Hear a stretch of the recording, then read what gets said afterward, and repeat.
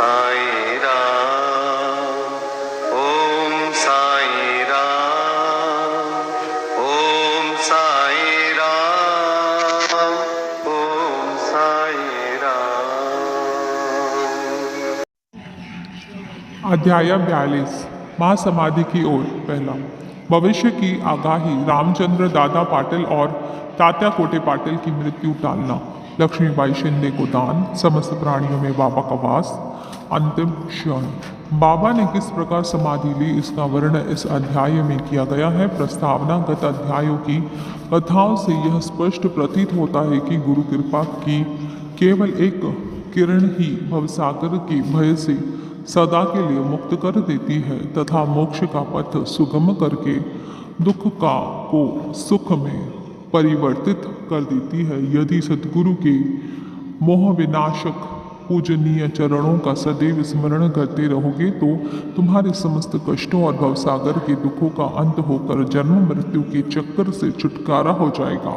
इसीलिए जो अपने कल्याणार्थ चिंतित हो उन्हें साईं समर्थ के अलौकिक मधुर लीलामृत का पान करना चाहिए। ऐसा करने से उनकी मति शुद्ध हो जाएगी। प्रारंभ में डॉक्टर पंडित का पूजन तथा किस प्रकार उन्होंने बाबा का त्रिपुट लगाया, इसका उल्लेख मूल ग्रंथ में किया गया है।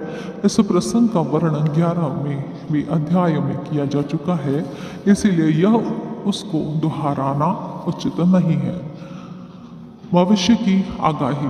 पाठकों, अब अपने अभी तक केवल बाबा के जीवन काल की ही कथाएं सुनी है।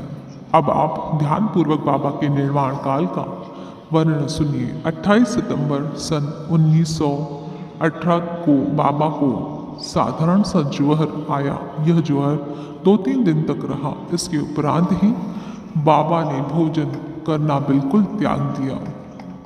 इससे उनका शरीर दिन प्रतिदिन क्षीण एवं दुर्बल होने लगा। 17 दिनों के पश्चात अर्थात 15 अक्टूबर सन 1918 को 2:30 पर उन्होंने अपना शरीर त्याग दिया। यह समय प्रोफेसर जी नार्के के तारीख 5/11/1918 के पत्र अनुसार है, जो उन्होंने दादा साहब कापड़े को लिखा था और इसलिए साई लीला पत्रिका के पृष्ठ 7वीं व 8वीं प्रथम वर्ष में प्रकाशित हुआ था। इसके 2 वर्ष पूर्व ही बाबा ने अपने निर्वाण के दिन का संकेत कर दिया था, परंतु उस समय कोई भी समझ नहीं सका। घटना इस प्रकार है। विजयादशमी के दिन जब लोग संध्या के समय सम्मोलंगन के से लौट रहे थे तो बाबा सहसा ही क्रोधित हो गए। सिर का कपड़ा कफनी और लंगोटी लगाकर उन्होंने उसके टुकड़े टुकड़े करके जलती हुई धूनी में फेंक दिए। बाबा के द्वारा आहुति प्रधान प्राप्त कर धूनी दिव्यगुणित प्रज्वलित होकर चमकने लगी और उससे भी कहीं अधिक बाबा के मुखमंडल की कांति चमक रही थी। वे पूर्ण दिगंबर खड़े थे और उनकी आंखें अंगार के समान चमक रही थी। उन्होंने आवेश में आकर उच्च स्वर में कहा कि लोगों, यहाँ आओ, मुझे देखकर पूर्ण निश्चय कर लो कि मैं हिंदू हूं या मुसलमान। सभी भय से कांप रहे थे। किसी को भी उनके समीप जाने का साहस न हो रहा था। कुछ समय बीतने के पश्चात उनके भक्त भागोजी शिंदे, जो महारोग से पीड़ित थे, साहस कर बाबा के समीप गए और किसी प्रकार उन्होंने उन्हें लंगोटी बांध दी और उनसे कहा कि बाबा, यह क्या बात है देव, आज दशहरा सीमा उल्लंघन का त्योहार है। तब उन्होंने जमीन पर सटका पटकते हुए कहा कि मेरा सीमा उल्लंघन है। लगभग 11 बजे तक भी उनका क्रोध शांत न हुआ और भक्तों को चावड़ी जुलूस निकालने में संदेह होने लगा। 1 घंटे के पश्चात वे अपनी सहज स्थिति में आ गए और सदा के भांति पोशाक पहनकर चावड़ी जुलूस में सम्मिलित हो गए, जिसका वर्णन पूर्व किया जा चुका है। इस घटना द्वारा बाबा के इंगित किया कि जीवन रेखा पार करने के लिए दशहरा ही उचित समय है। परंतु उस समय किसी को भी उसका असली अर्थ समझ में न आया। बाबा ने और भी अन्य संकेत किए जो इस प्रकार हैं। रामचंद्र दादा पाटिल की मृत्यु टालना। कुछ समय के पश्चात रामचंद्र पाटिल बहुत बीमार हो गए। उन्हें बहुत कष्ट हो रहा था। सब प्रकार के उपचार किए थे परंतु कोई लाभ न हुआ और जीवन से हताश होकर वे मृत्यु के अंतिम क्षणों की प्रतीक्षा करने लगे। तब एक दिन मध्य रात्रि के समय बाबा अनायास ही उनके सिरहाने प्रकट हुए। पाटिल उनके चरणों से लिपट कर कहने लगे कि मैंने अपने जीवन का समस्त आशाएं छोड़ दी हैं। अब कृपा कर मुझे इतना तो निश्चित बताइए कि मेरी प्राण अब कब निकलेंगे। दया सिंधु बाबा ने कहा, घबराओ नहीं, तुम्हारी हुंडी वापस ले ली गई है और तुम शीघ्र ही स्वस्थ हो जाओगे। मुझे तो केवल तात्या का भय है कि सन 1918 के विजयदशमी के दिन उसका देहांत हो जाएगा, किंतु यह भेद किसी से प्रकट न करना और न ही उसे बतलाना, अन्यथा वह अधिक भयभीत हो जाएगा। रामचंद्र अपूर्ण स्वस्थ हो गए परंतु वे तात्या के जीवन के लिए निराश हुए। उन्हें ज्ञात था कि बाबा के शब्द कभी असत्य नहीं निकल सकते और 2 वर्ष के पश्चात ही तात्या इस संसार से विदा हो जाएंगे।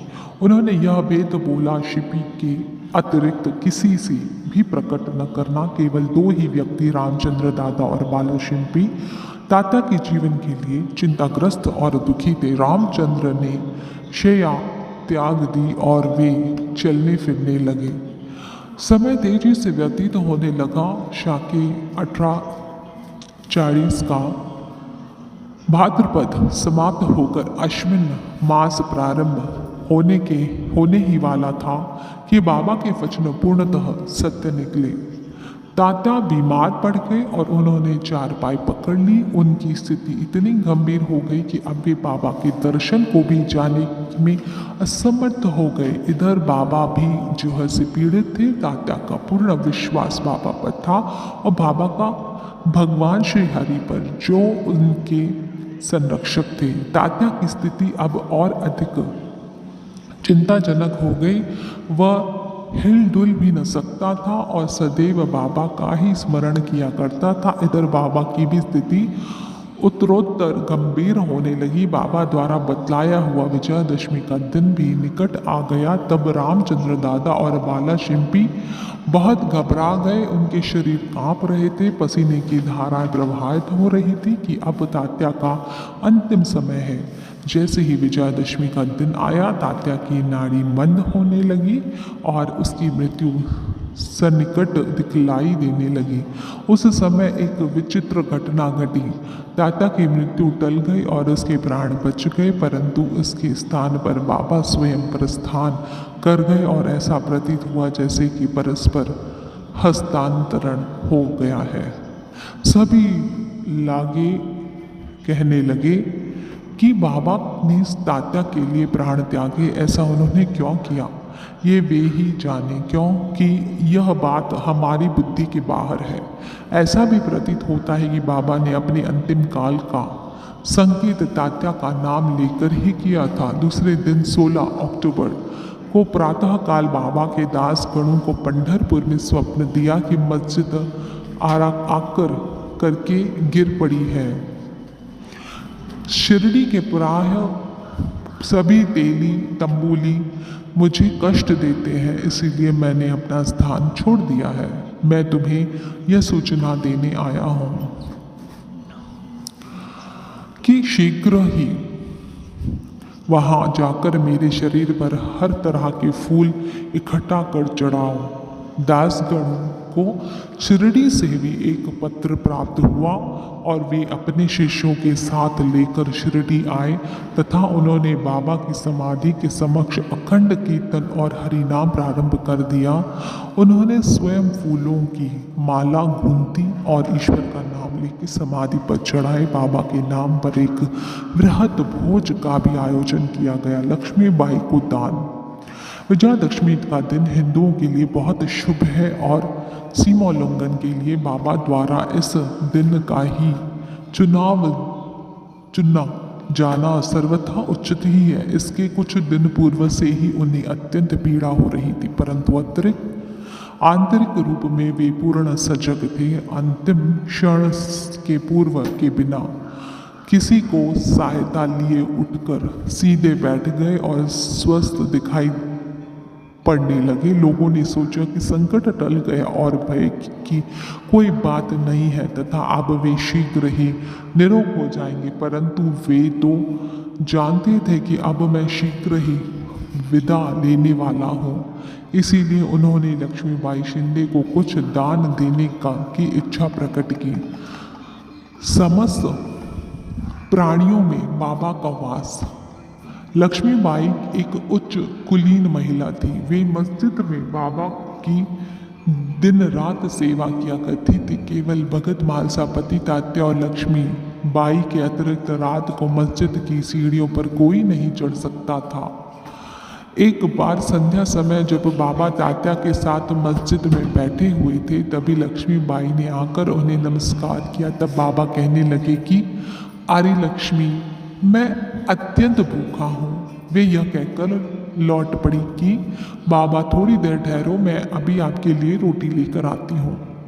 उन्होंने रोटी का और साग लाकर बाबा के सामने रखा, जो उन्होंने एक भूखे कुत्ते को दे दिया। तब लक्ष्मीबाई कहने लगी कि बाबा यह क्या, मैं तो शीघ्र गई और आपने हाथ से आपके लिए रोटी बना लाई। आपने एक ग्रास भी ग्रहण किए बिना उसे कुत्ते के सामने डाल दिया। तब अपने व्यर्थ ही मुझे कष्ट क्यों दिया? बाबा ने उत्तर दिया कि व्यर्थ दुख न करो, कुत्ते की भूख शांत करना मुझे तृप्त करने के बराबर ही है। कुत्ते की भी तो आत्मा है। प्राणी भले ही भिन्न आकृति प्रकृति के हों, उनमें कोई बोल सकते हैं और कोई मुख है, परंतु मूक भूख सभी की एक सदृश ही है। इससे तुम सत्य जानो कि जो भूखों को भोजन कराता है वह यथार्थ में मुझे ही भोजन कराता है। यह एक अकाट्य सत्य है। इस साधारण सी घटना के द्वारा बाबा ने एक महान आध्यात्मिक सत्य की शिक्षा प्रदान की कि बिना किसी की भावनाओं को कष्ट पहुंचाए किस प्रकार उसे नित्य व्यवहार में लाया जा सकता है। इसके पश्चात लक्ष्मीबाई उन्हें नित्य ही प्रेम और भक्ति पूर्वक दूध, रोटी व अन्य भोजन देने लगी, जिससे वे स्वीकार कर बड़े चाव से खाते थे। वे उसमें से कुछ खाकर शेष लक्ष्मीबाई के द्वार ही राधा कृष्ण माई के पास भेज दिया करते थे। उस उच्चिष्ट अन्न को भी वे प्रसाद स्वरूप समझकर प्रेम पूर्वक सेवन करती थी। इस रोटी की कथा को संबंध नहीं समझना चाहिए। इससे सिद्ध होता है कि सभी प्राणियों में बाबा का निवास है, जो सर्वव्यापी जन्म मृत्यु से परे और अमर है। बाबा ने लक्ष्मीबाई की सेवाओं को सदैव स्मरण रखा। बाबा उनको भूला भी कैसे सकते हैं? देह त्याग के बिल्कुल पूर्व बाबा ने अपनी जेब में हाथ डाला और पहले उन्होंने लक्ष्मी को 5 रुपए और बाद में 4 रुपए, इस प्रकार कुल 9 रुपए दिए। यह 9 की संख्या इस पुस्तक के अध्याय 12 में वर्णित नवविद्या भक्ति की घोतक है, अथवा यह सीमा उल्लंघन के समय दी जाने वाली दक्षिणा भी हो सकती है। लक्ष्मीबाई को सुसंपन्न महिला थी, अतएव उनकी रुपयों की कोई आवश्यकता नहीं थी। इस कारण संभव है कि बाबा ने उनका ध्यान प्रमुख रूप से श्रीमद् भागवत के स्कंद 11 अध्याय 10 के श्लोक सन 6 की ओर आकर्षित किया हो, जिसमें उत्कृष्ट कोटि के भक्त के 9 लक्षणों का वर्णन है, जिसमें से पहले 5 और बाद में 4 लक्षणों का क्रमश प्रथम और द्वितीय चरणों में उल्लेख हुआ है। बाबा ने भी उसी क्रम का पालन किया है। पहले 5 और बाद में 4, कुल 9। केवल 9 रुपए ही नहीं बल्कि 9 के कई गुना रुपए लक्ष्मीबाई को के हाथों में आए गए होंगे, किंतु बाबा द्वारा प्रदत्त ये 9 रुपए का उपहार वह महिला सदैव स्मरण रखेगी। अंतिम क्षण बाबा सदैव सजग और चैतन्य रहते थे और उन्होंने अंतिम समय भी पूर्ण सावधानी से काम लिया। उन्होंने अंतिम समय सबको वहां से चले जाने का आदेश दिया।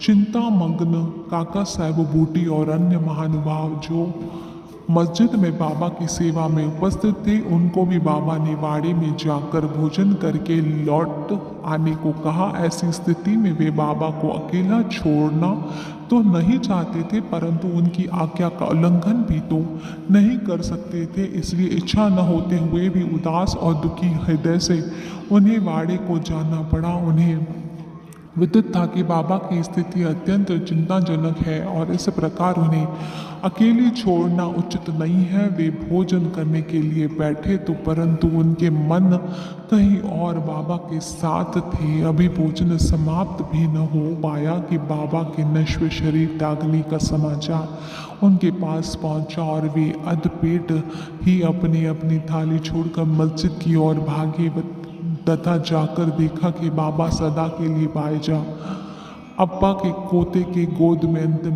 विश्राम कर रहे हैं और न वे नीचे लुढ़के और न ही शैया पर ही लेटे अपने ही आसन पर शांतिपूर्वक बैठे थे और अपने हाथों से दान देते हुए उन्होंने यह मानव शरीर त्याग दिया। संत स्वयं ही देह धारण करते हुए तथा कोई निश्चित ध्याय लेकर इस संसार में प्रकट होते हैं और जब ध्याय पूर्ण हो जाता है वे जिस सरलता और आकस्मिकता के साथ प्रकट होते हैं उसी प्रकार लुप्त हो जाया करते हैं। श्री सद्गुरु साईनाथ परमस्तु शुभम भवतु। सप्ताह परायण पृष्ठ विश्राम। श्री सच्चिदानंद सद्गुरु साईनाथ महाराज की जय। श्री सच्चिदानंद सद्गुरु साई कर्णानंद महाराज की जय। श्री सच्चिदानंद सद्गुरु जगत गुरु बाल योगीराज साई नारायण महाराज की जय। साई लीलावती माता की जय। ओम